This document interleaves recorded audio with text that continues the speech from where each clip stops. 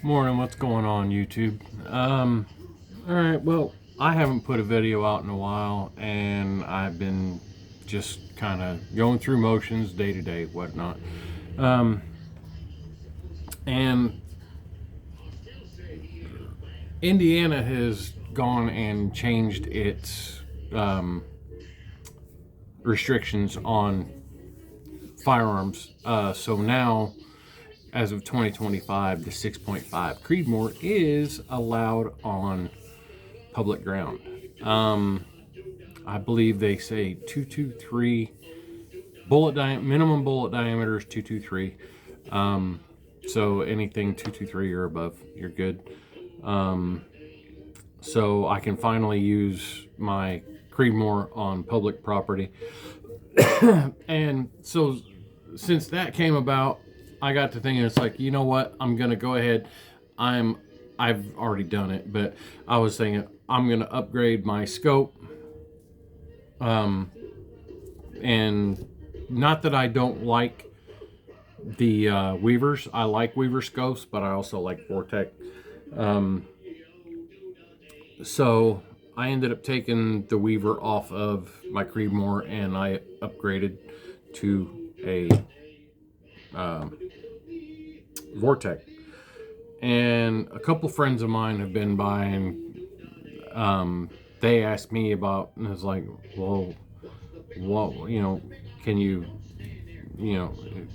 if I buy this rifle, can you set it up for me? I'm like, well, I can go and I can basically, if you want a scope put on, I put a scope and all that stuff on it. And all this kind of brought around like them questioning my technique of how I prepare a firearm for a scope. And then when they saw how I was when I explained it, they're like, you know what, that's a really good idea. So that's basically what I'm going to do right now. Is I just want to share. It makes it a little bit easier because sometimes you don't you don't always have like a good gun rest or a gun vise where you can get your rifle level, like get your center line level. And usually a lot of people will just go and they'll eyeball it. Yeah, it's good enough. It's good enough. But I am one of those people that subscribe to the train of thought that if the center line of the rifle is level and you level your scope, hey, that's cool. So here's what I'm going to end up putting the camera down here on the table, and I'm going to show you this. All right, this is what I got. Okay, this is just a Picatinny rail for an AR style rifle. I bought a pack of them on Amazon a couple of years ago. It was like $8. There's nothing real fancy about them. They're just mill aluminum, but they are, Picatinny rails and all that. And what I did was I just used a larger drill bit and I drilled the hole out a little, like I countersunk for drywall screws so they don't stick up. They're nice and, they're sunk.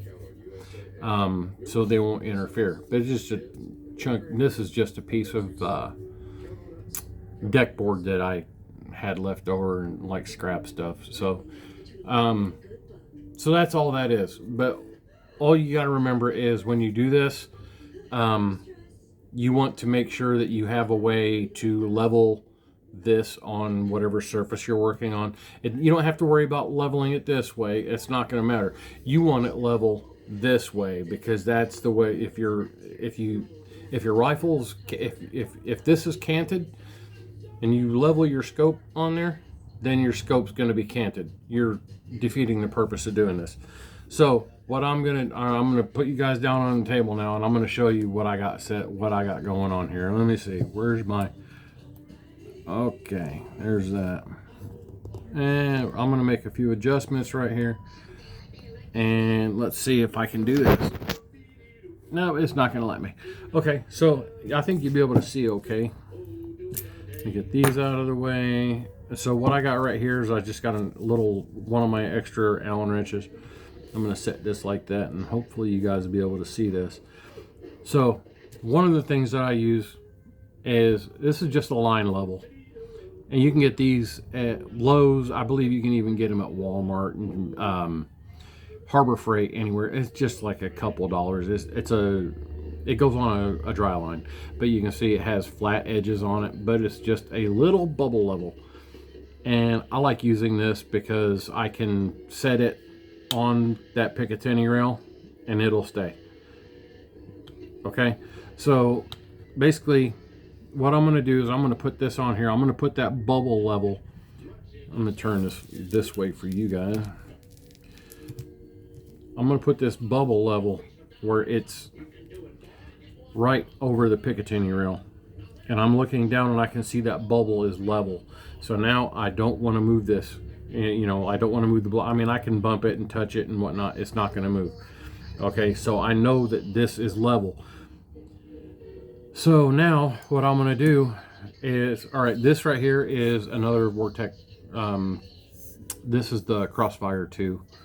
I'm going to be putting this on another rifle. So I'm going to set, I'm getting this set up to go on that rifle.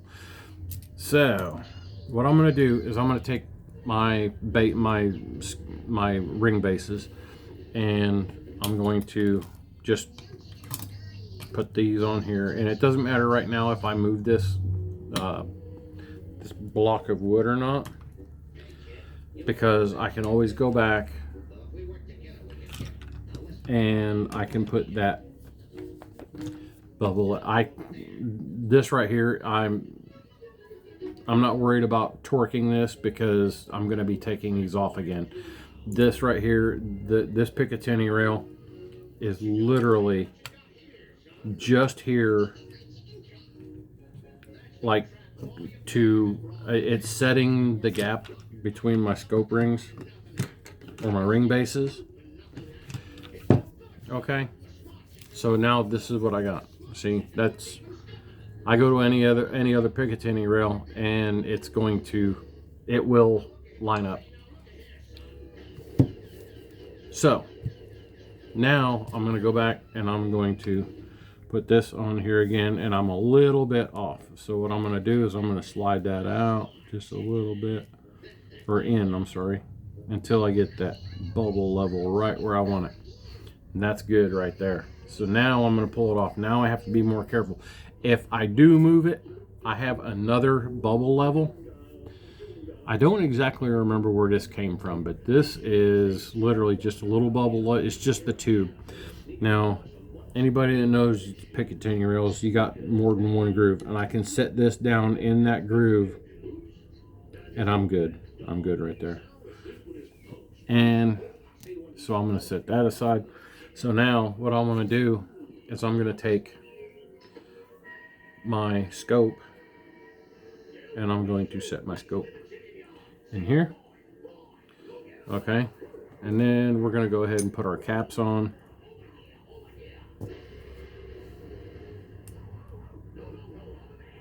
Alright, now where did it go? There it is. There it is. I'm going to drop screw. Now I'm not going to go through torquing all this stuff. I'm just going to snug this by hand for purposes of the video. Run these down until I start getting some kind of tension, contact, whatnot. And then you want to make sure that you evenly run your scope caps down, and you want to make sure that when you do this, your scope rings are on the straight part of your tubes. You're not hitting the bells on the end, because you can crush your tubes and distort. You can distort your image, or you can damage your optics, in your internal optics. No bueno. And that's why you don't want to over tighten your scope caps either. Now I'm just going to run those just kind of like finger tight right now. I'm going to drop these other two on here. So, as I was saying, right now I can move this. It's not that big a deal. I'm going to go back before I snug all these. Actually, I probably need to back that back cap off a little bit. Now this may look like it's kind of like a complicated kind of like procedure to do, but if you make yourself one of these blocks and you've got an extra Picatinny rail, once you do this, it's like, you know what, that's a really good idea. And the reason I'm saying that is because now what I have, if you look, I'm gonna have to go and still do this, but see, I have, once I level this on the table or my workbench or whatever, see, I can look down that and I can see that scope is off. I mean, it's not level at all. But once I get it leveled up, and you will see, okay, and I get my caps snugged down and locked down and whatnot, okay, then it doesn't matter, because I can undo the bases from this Picatinny rail. I can take it and I can mount it on a rifle. I don't need to check the rifle and make sure that it's level, because once these caps go on the Picatinny rail on the rifle, it's level. So I'm doing everything correctly, but I'm just not dealing with all the bulk right now. So what I'm going to do again right now is I'm going to go and I'm going to take this bubble level. I'm going to put it right across that groove in the rail. And I'm going to come back and I'm going to level that again one more time. Make sure I'm good. And I'm good right there. I'm going to go ahead and leave that one there. Okay, now as you can see, I can turn this. Okay, I'm going to give myself a little bit of relief back here. Not too much, but I want to give myself as much eye relief as I can for this rifle that's going on. Now I'm going to take that line level. Now remember, it has the flat sides on it, and I'm going to set it right across that scope cap, or that turret cap. And it's right now, it's actually canted. I'm canted this way a little bit because my bubble's high on this side. Okay, so now I'm just going to really slowly turn it until that bubble hits dead center. That's level. So now I can come in here and I'm going to leave that level on there, and I'm going to keep an eye on it, because sometimes when you snug these caps, things will move. You can actually see it out, and just did it too. I'm going to rotate that just a little. Right there. That looks good. That looks real good. And right now I'm just going to snug these by hand. It's not going to, the scope won't turn in the rings when I'm done. So I will be able to go back and put a torque wrench on it. So I'm just going to go through and I'm going to just snug them. I'm not wrenching down on this real hard. I'm just snugging them. I can't see right now. I cannot move. I'm not spinning that scope in there. So that being done like that, I can pull all that off, and now I can go and I can take this off. I like these types of scope bases, the thumb screws on them. I really prefer these. Now I do have another set. I believe they are on my Creedmoor. Yes, they are, as a matter of fact, because these came off the Creedmoor with the Weaver. And the other scope bases, or the scope rings that I got. Did I do something goofy here? I did. What did I do? Yeah. Okay, so that's all right. What I'm going to do is I'm going to lock this back down. Apparently, I got one that is not snug. I don't know how I did that. And I'm just going to go and I'm going to put that back on there. I'm going to put this back down here. Level, level. Don't know how I did that. How did I do that? But it's all okay. It's all okay.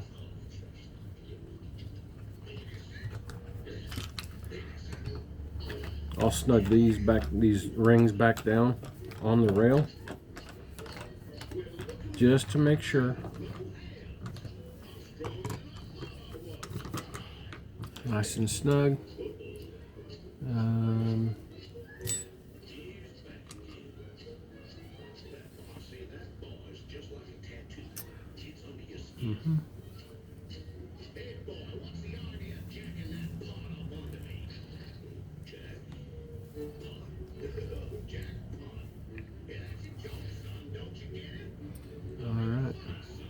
All right, yeah. Somehow, one is loose, and I don't know which one, but we're gonna find out. So, we're gonna do this one more. Oh, yeah, that was. Now I know it probably looks like I'm really wrenching on these, but I'm not. I'm trying to be very ginger with it because I don't want to crush my scope tube. Yeah, it was definitely that back one. So, those are done. Now I can crack it loose.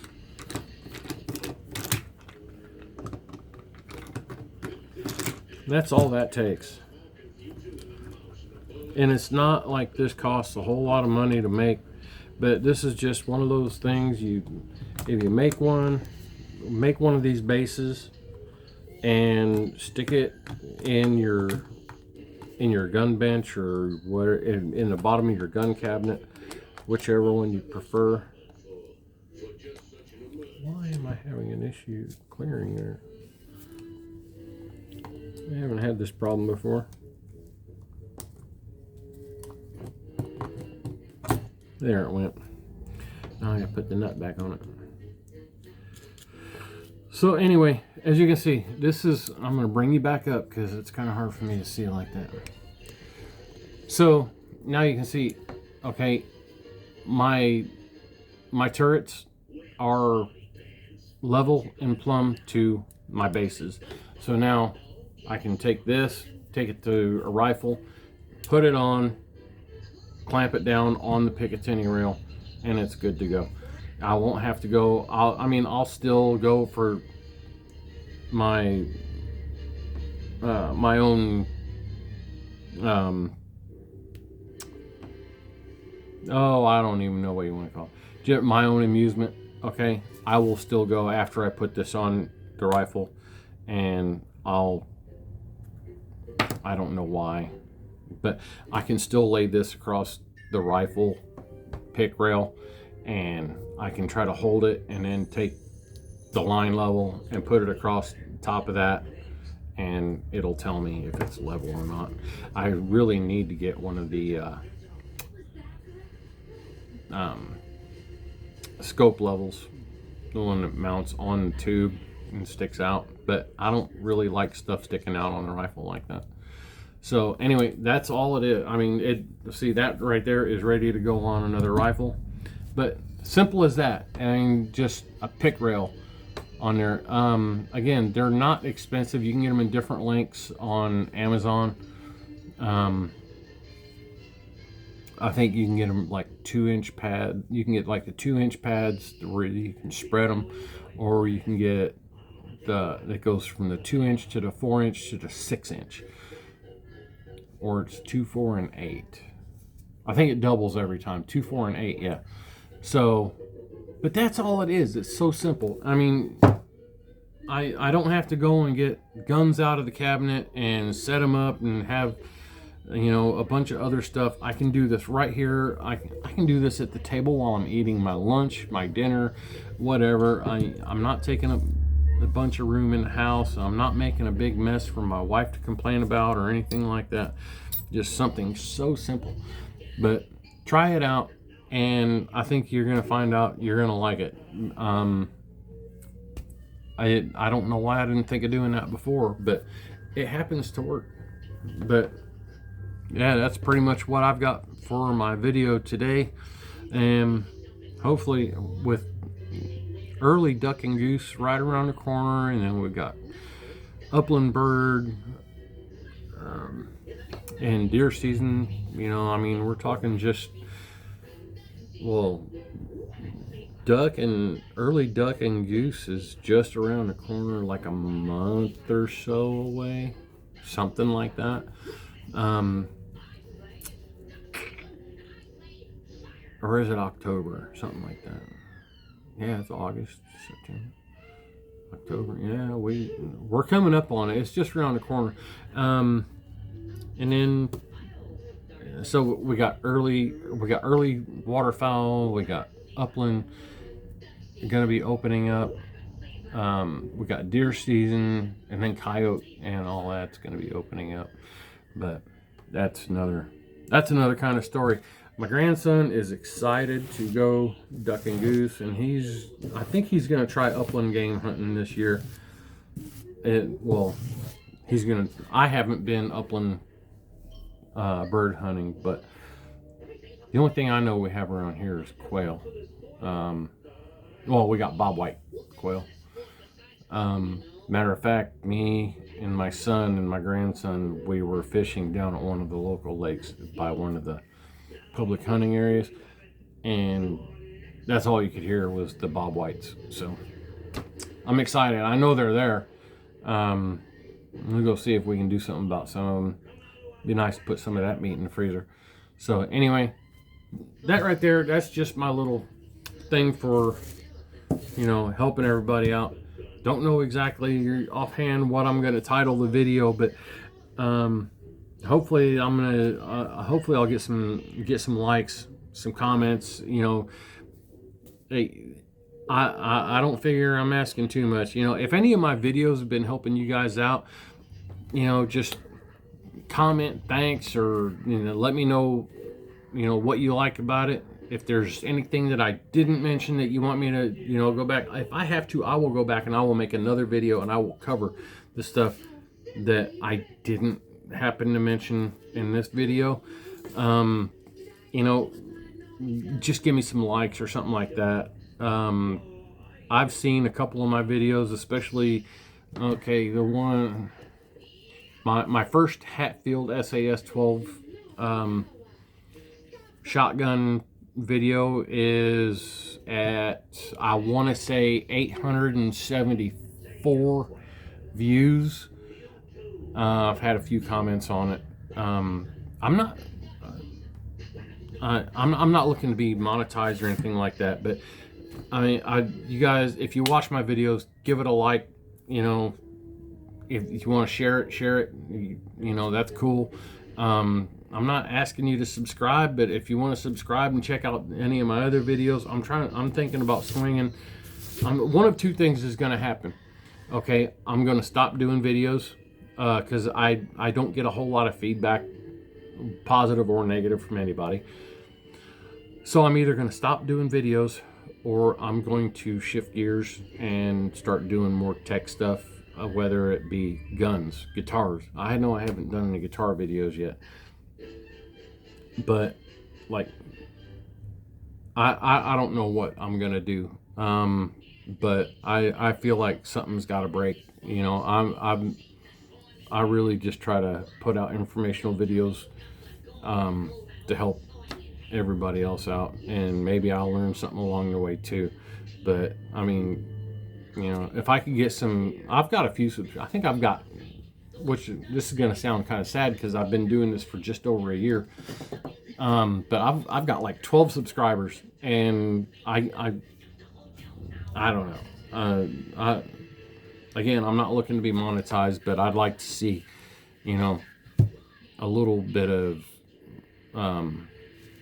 encouragement or feedback from viewers. So I don't know.